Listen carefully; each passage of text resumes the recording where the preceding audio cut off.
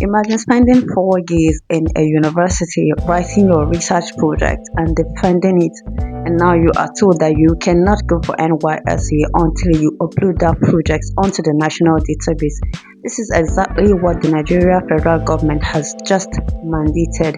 Now, let's talk about this policy. Is it going to be a game changer for Nigeria education or just another bureaucratic headache? Now, for those who may not know, the NYSC mobilization is a process where students are cleared to serve in the National Youth Service Course, which is a 1 year compulsory program for graduates. Traditionally, what you needed was your school clearance, of course, in form of certificates or statements of results, and then graduation before age 30. Then we have a Senate approval list, and then lastly your call-up number. But now the government has added a new twist that before you can be mobilized, you must upload your thesis or your project onto the National Education Repository and Databank. Now think of this as the Nigeria Central Library of Student Research Projects. Now let's really talk about this policy. Let's look at the specifics. What are the specifics in this policy? Now the first one is that starting from October 6th, students must upload their thesis onto the national database. And the second thing is that uploading just your project is not enough. You have to upload your project together with some metadata like your name, your supervisor's name, your institution name, and your department as well.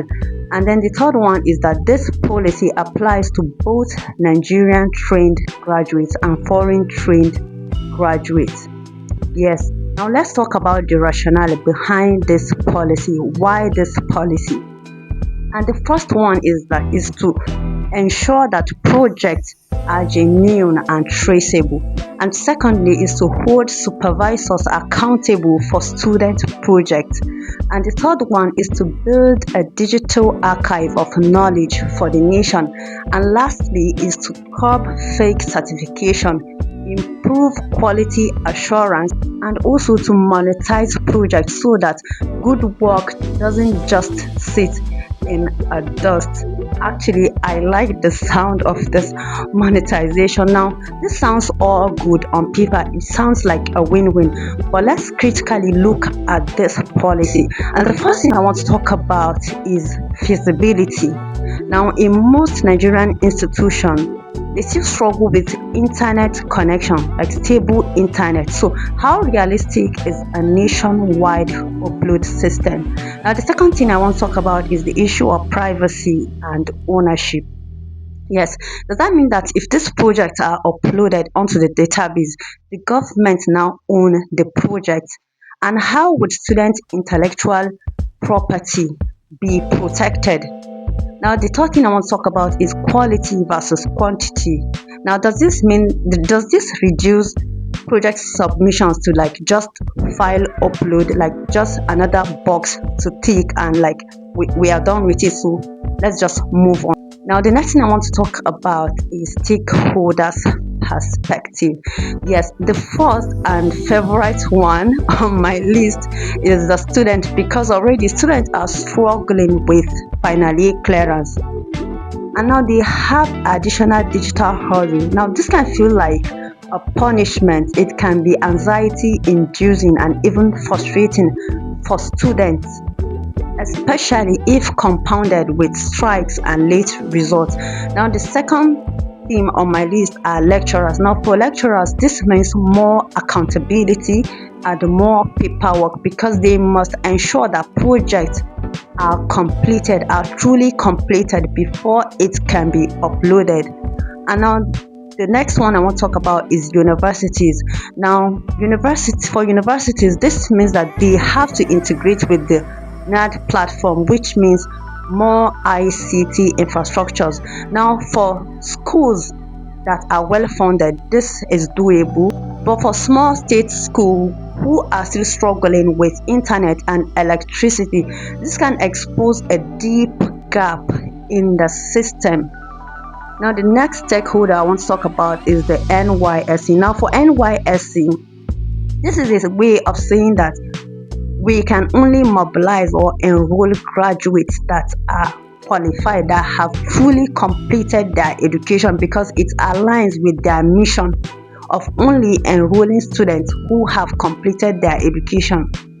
But this raises a question: if really universities are to upload this project, I don't know, how are foreign trained students going to do? Are they going to attach or affiliate with Nigerian universities to upload their projects for them, or how are they going to do? So you can see that this is not just about one group, it ripples across the entire education system. Now let's talk about the implementation challenges and risk. And the first thing I want to talk about is poor digital infrastructure, because some universities still submit their project in hard copy format, and now introducing a digital upload in those kind of environments feels like building a modern skyscraper on a weak soil. So but for my school where I graduated from, we submitted a digital copy, which saved me from printing and binding 4 copies. I only did so because I wanted to give my supervisor one and also to have a copy, which I don't even know where it is because I still have the digital copy. Now the second thing I want to talk about is bureaucracy. Now, most policies in Nigeria end up at the desk of bureaucracy. I'm saying this because if there's delay in upload, verifying, or submission of this project, automatically students are going to be delayed for NYSC mobilization, and we don't know how the process is actually. Is it going to be that when school upload the project, the box is just going to take submitted, or there's going to be verification progress or pending or something, just like a peer review process before that project can be accepted onto the database? We don't know yet. And then the next thing I want to talk about is resistance. Now for students and lecturers, this can feel like an extra stress. Yes, especially without proper sensitization and awareness and incentives. What is supposed to be a progress can quietly breed resistance.